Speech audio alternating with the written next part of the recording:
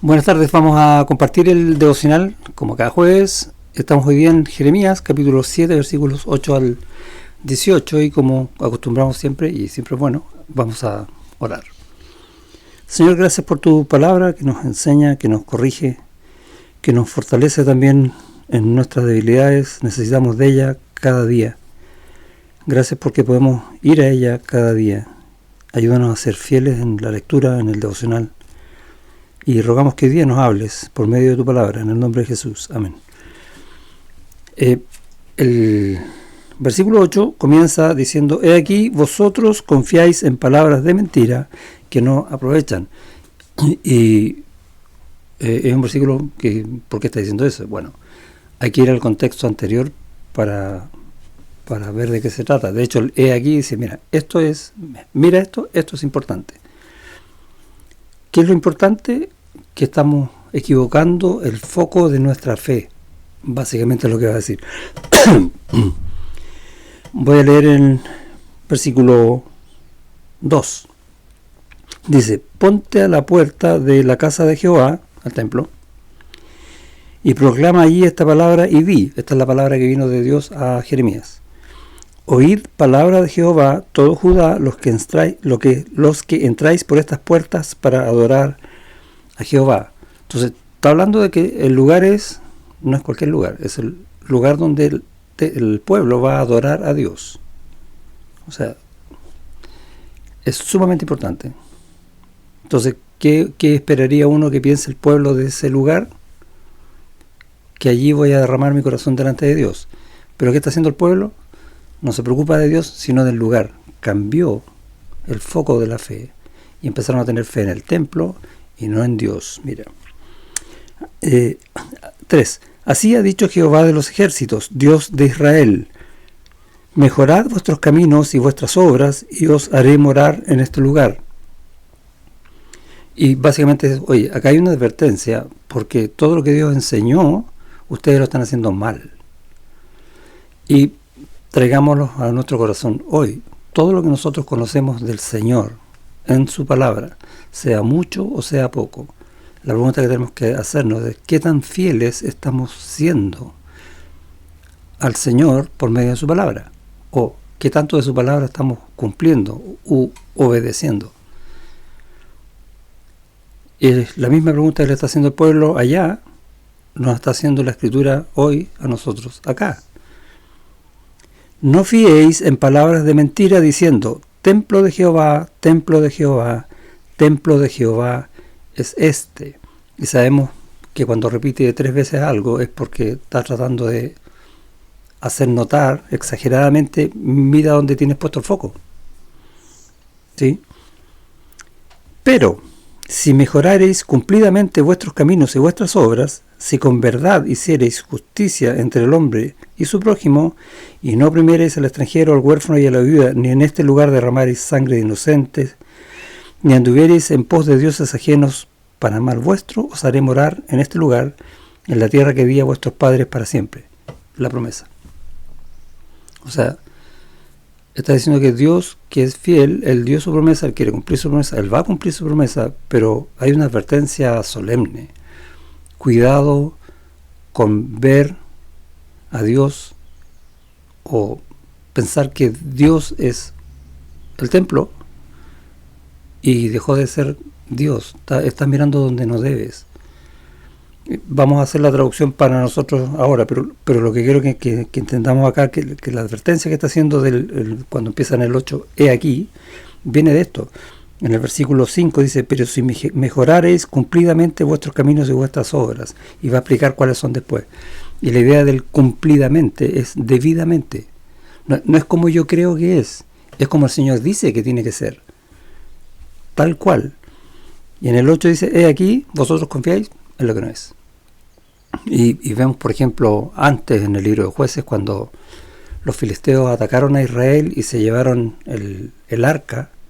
Bueno, en el arca estaba la presencia de Dios. ¿Qué pasó ahí? Dice uno. Y uno piensa, ¿cómo puede ser eso si en el arca estaba la presencia de Dios? No equivoquemos el tema. Dios es Dios, y Dios va a permitir cosas en su soberana voluntad para enseñarnos verdades. Y al pueblo está enseñando, es Dios, no es el arca. Y incluso después vemos que se llevan el arca y lo ponen al lado del dios de los filisteos, que era Dagón, y en la noche este dios, que era una madera, se cae. ¿El arca fue? No, cuidado con las escrituras. No, fue Dios, no el arca. Y siempre es Dios el que está haciendo la obra, y siempre es Dios el que está obrando en el corazón del hombre. Y le está enseñando al pueblo que se trata de Él, más allá del arca. Y lo mismo viene a repetir acá, que se trata de Él, más allá del templo. Ahora, nosotros somos hoy el templo de Dios. ¿Crees en Cristo? ¿Entregaste tu vida a Cristo? Entonces el Espíritu de Dios, el Espíritu Santo, vino a morar en ti, y tú te transformaste en templo del Espíritu Santo. Y lo dice también en el Nuevo Testamento, por ejemplo, Pablo en la carta a los Corintios. ¿En quién tienes que confiar? En Dios. O, si quieres, en el Espíritu Santo. Que el Espíritu Santo guíe tu vida, que hagas su voluntad, que ruegues, por ejemplo, lo que estamos haciendo ahora, al Espíritu Santo, a Dios, para que el Espíritu Santo, eso es más claro, ¿no?, te ayude a entender esta palabra. Quiero hacer un devocional, Dios, ayúdame, que tu Espíritu Santo hable en mi corazón. Porque es Él, no soy yo. Ni siquiera, y esto va a sonar raro, ni siquiera es la Biblia. No, es Dios hablando por medio de su Biblia. Siempre es Dios. Entonces, no equivoquemos el foco de nuestra atención. Y yo debo dejarme guiar en todo, en absolutamente todo de mi vida, por Dios. O, en el caso de la Iglesia, por el Espíritu Santo, para hacerlo más de acuerdo con la Escritura. Debidamente, cumplidamente. Controlado por el Espíritu Santo. Porque si no, voy a confiar en mí. Porque yo veo que en la Iglesia puedo hacer obras, puedo discipular, puedo enseñar, puedo hacer muchas cosas, puedo estar en la alabanza, etc. Buenas obras a los ojos de la Iglesia, pero no necesariamente guiado por el Señor. Y hay que tener mucho cuidado con eso, porque así es como uno empieza a desviarse. Y uno empieza cada vez, a medida que va transcurriendo el tiempo, a decir, yo soy capaz de hacerlo y lo puedo hacer bien. Y cambié el foco. Yo, el templo, paso a ser lo importante y Dios empieza a quedar de lado. Uno dice, no, eso nunca va a ser. Bueno, si Dios lo dice, porque ocurre. Y tenemos que revisar nuestros corazones para ver cuánto de eso ha ocurrido ya.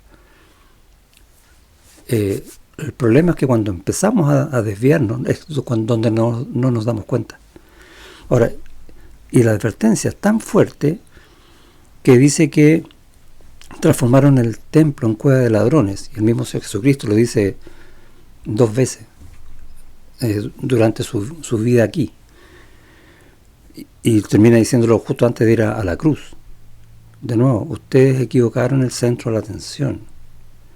Jesús mismo habla de sí mismo como el templo. Derribad este templo y yo lo reconstruiré en 3 días, ¿recuerda?